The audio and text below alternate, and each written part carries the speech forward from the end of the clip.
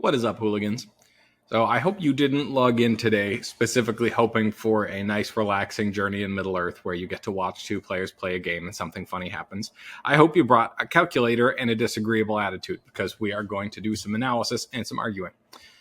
So starting looking at the board here to explain this specific quibble that I would like to talk about. The question is, say you're the shadow player. I'm going to draw a couple cards here just for fun. It's turn one. Do you allocate 0 eyes, 1 eye, or more than 1 eye? It's not crazy to allocate more than 1 eye, but for the most part, people usually allocate either 0 or 1 eye. And if you've watched any of my videos before, it's no great secret that I think 0 eyes is better. So I was talking to my brother about this for a bit anyway, and decided to just do a video, like a short little video, just looking at the math and explaining why I think 0 eyes is better. Anyway, that being said, if you do allocate 1 eye, you're not crazy either. Like plenty of good players allocate 1 eye, and you can still win games, obviously, after having allocated 1 eye. It's not like that's... I'm not saying it's a huge blunder or something. I'm just sharing my reasons for why I think 0 eyes is better. Okay, so with that, I'm going to, since I've welcomed you in on this slightly more familiar screen of War of the Ring, I'm now going to switch you over to my Word document where I have spelled out exactly why I think what I think. 1 second. Okay, now I think you should be looking at this with me. Let me double check. Oh, it's popped up 2 screens here. Okay, now I think you're looking at just this one with me. Let's zoom in a little bit more here. You can tell I'm a professional where this is like the only thing I get paid to do, so I spend all day thinking about how to make these videos really cool. Yeah. I'm definitely not just some guy who just randomly does this sometimes. You know what? You can read it if you really want to, or you can just listen to me talk about it anyway. So why people allocate 1 eye? The main reason is because they're worried about the ominous, what if I don't roll any eyes and they roll a bunch of movement, then they just get to move for free. Like there's no hunt roll at all, and they just get to move safely. So that is a valid concern. So starting with the basics of the math that I'm looking at here. So I'm not a math genius. I could be wrong about anything I have here. Feel free to look at my math and tell me if I did something wrong here. So total possible number of outcomes, saying you allocate 0 eyes, you have 7 dice, each with 6 different sides. So that's almost 279,000 different combinations that could happen for the shadow player, and 1,000, almost 300 for free peoples. So total, just there, you have 362 million different total combinations you could run into. Kind of less because you have 2 character sides, so I guess it's a little bit less than that. But still, so just starting off, clearly I can't calculate every single one for you. I'm not God. I don't know everything. Maybe if we, had a world-class stockfish put together, then it could mathematically prove to you better than I can whether 0 eyes or 1 eye is correct. But anyway, just looking at what we can look at. What people are scared of is the possibility of not rolling any eyes, and then the Fellowship storms ahead with, 3 or 4 free movement. So odds of whether you roll an eye or not. If you don't allocate an eye, you have, your 200, almost 80,000 combinations. And so looking at all 7 dice rolling one of the 5 results that aren't an eye, so you go 5 times 5 times 5 times 5, whatever, or 5 to the power of 7 is how a more math proficient person would phrase it. But this is how I think of it in my head anyway, so that's why I've typed it out like this anyway. So you have, out of that, 78,000 combinations where you don't roll a single eye. So then you divide 78,000 by 280,000, and you get 0.279. So then you times that by 100 to tell you what the percentage is. So it's 27.8%, 0.9% chance of not rolling an eye. So about 1 in 4 times, you won't roll a single eye. And then looking at the free people's side of things, because not rolling an eye is fantastic if the free people's rolls 0 movement, right? Or even just 1 movement, then I'm skipping up and down for joy, right? So looking at the free people's dice with how much movement, on average, they'll get 2, right? So them getting 3 movement and spending a ring to move a 4th time is also a thing that can happen. I've talked about this with some other players in the top 10 anyway, and it can go back and forth about whether moving that 4th time is actually a good idea or not, because then you're giving up on a ring from moving again later when you're trying to kill Gandalf. So using a ring to move doesn't actually make it that much better. But anyway, looking at the odds of the Free Peoples just rolling 4 natural movement against that, 81 possibilities out of 1,296. So it's about a 6.25% chance of them rolling 4 movement. Also the same percentage of rolling 0 movement. So anyway, then you put what are the odds of your 28% chance happening and their 6% chance happening? You get about 1.74% chance. So about 2% odds if you roll 0, if you allocate 0 eyes, of them getting to move 4 times for free without having to spend a ring. So anyway, I have ran into it. I was keeping track for a while, and then it happened enough that I lost track. But what I think has happened to me is that I've ran into this 8 or 9 times, like as the shadow player. It might be a little bit more than that. And I think I've only lost 3 or 4 of them. And this is because you still have 7 dice to spend on just going, like just attacking full throttle. And they're not doing anything to stop you, right? No, they're not doing anything to attack. So yes, it's a very fast start for Free People's Ring victory, but it's also a very fast start for a Shadow player's military victory.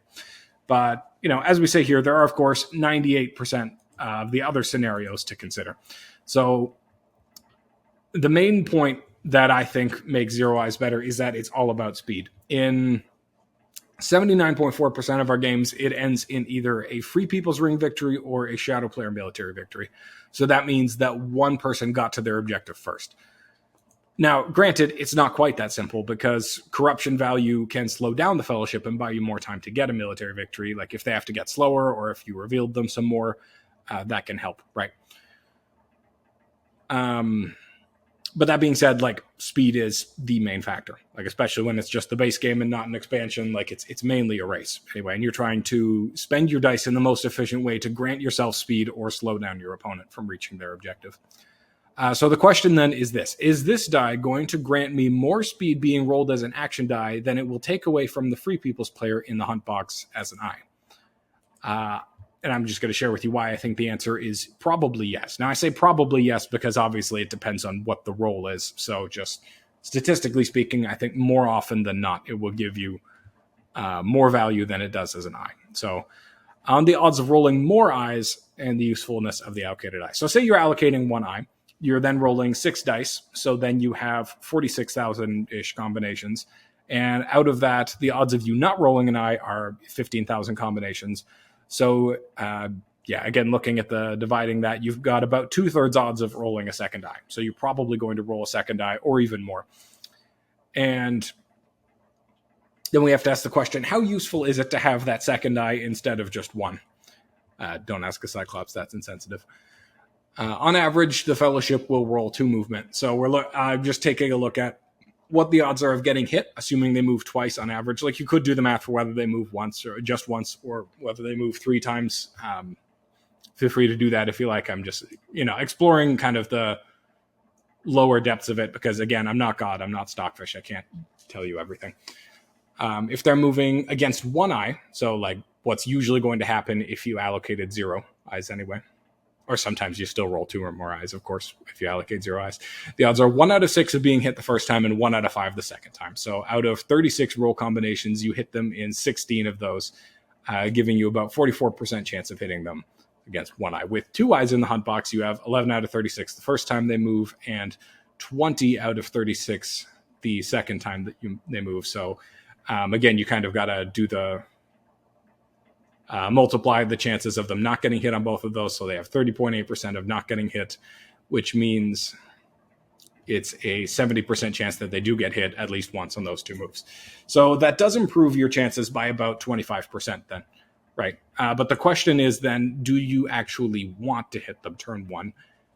And as you probably know, if you care enough to have listened to this talks about math on a very, niche board game, that the Fellowship getting hit early on means they'll probably kill Gandalf the Grey.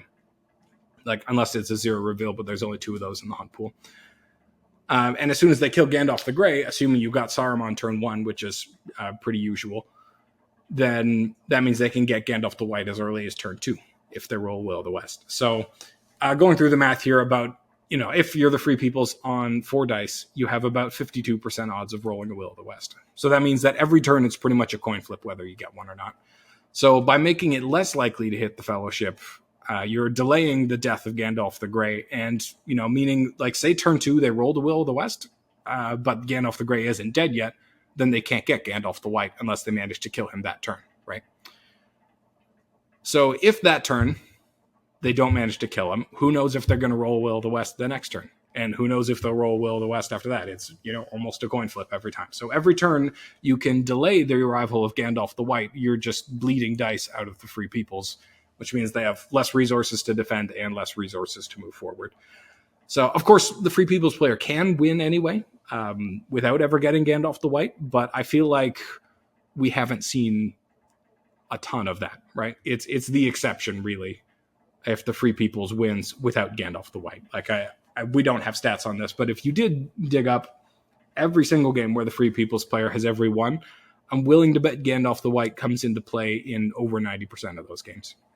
Anyway, I think it's very much the minority case. So anyway, in summation, that's the main reason why I think Zero Eyes is better, because the game is really all a race, and allocating that eye feels like it's taking away some of your gas, some of your ability to move and go forward, and helping your opponent go faster with it.